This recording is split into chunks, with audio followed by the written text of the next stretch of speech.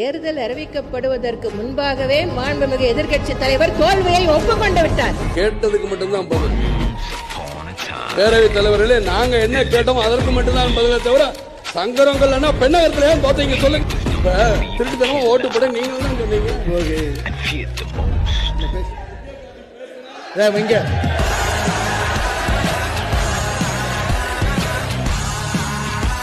என்ன பிரச்சனை பண்றாங்க சந்திக்க தயாராக.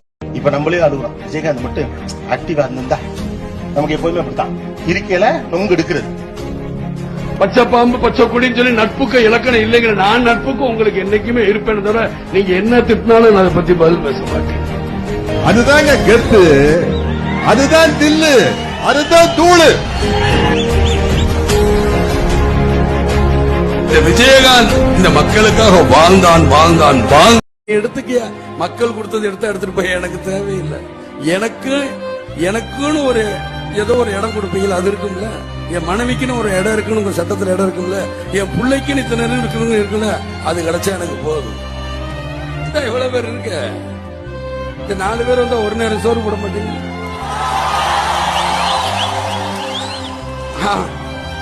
அதுலயே நம்மளுக்கு போதும், முடிஞ்சிடும். இத்தனை பேர் வீட்டுக்கு நான் போயிட்டு வரக்குள்ள முடிச்சேன். என்னையா காசு காசு காசு பணம் படப்புவாங்கயா நீங்களும் உங்க காசு என்னையா கோடி கோடியா சேர்த்து வச்சு எங்கயா கொண்டு போறீங்க? செத்தா கூட அருணாக்குடி அத்து விட்டுட்டு தான் உள்ளத்தி கொண்டு போய் போதைக்கிறான். காசு கிடையாது, ஒண்ணு கிடையாது. நம்ம பிறந்தோம், நம்ம வளர்ந்தோம். ஆனா நம்மளால ஏதாவது மக்களுக்கு ஒண்ணு செய்யணும்.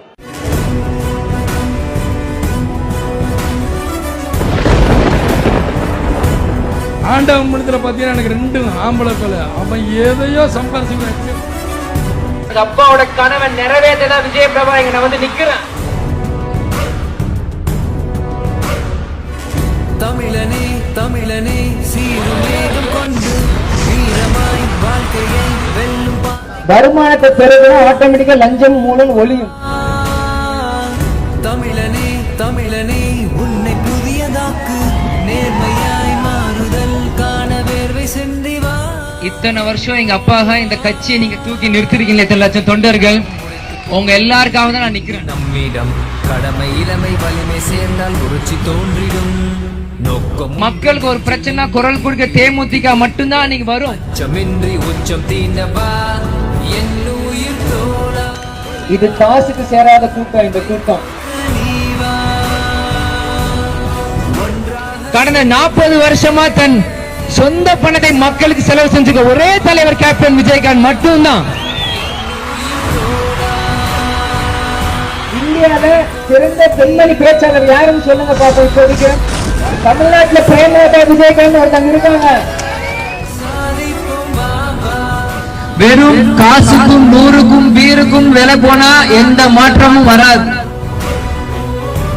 நிச்சயம் இது ஜாதி மதம் அப்பாற்பட்ட கூட்டணி. இந்த கூட்டணி தேமுதிக இது வரைக்கும் ஆட்சி இல்லை. எங்க கிட்ட காசு பணம் எதுவுமே இல்லைங்க. எங்க அப்பா சம்பாதிச்சு வச்சிருக்கலாம் மக்களோட மனசுதான், காசு இல்ல. கரம் வைக்கலாம் நெசவு தரியும் இங்கு இசை பாடவே வா. ஏதாவது ஒரு ஊழல் சொல்ல முடியுமா தேமுதிக கேப்டன் மேல? கல்வி ஒன்றுதான் முந்தன் ஆயுதம், வறுமை வென்று உரிமை கொண்டு நீயும் வாழலாம். வீட்டுக்கு வீடு எல்லாருக்கும் வேலை வாய்ப்பு கண்டிப்பாக வழங்கப்படும். கனவு நிலவும் தொலைவில் இல்லை, சென்று சேரலாம். தடைகள் எங்க அப்பாவோட கனவு என்ன? இந்த மக்களை தங்க தட்டுல வச்சு தாளாட்டணும்னு சொல்லியிருப்பார். அது அவர் வாயில இருந்த உயிர் மூச்சு. அது நெஞ்சில் நின்று தீப்பிடிக்கு எரிந்திட அச்சமின்றி குடும்பத்தோட பிழைக்க வரல, மக்களுக்காக உழைக்க வந்திருக்கோம்.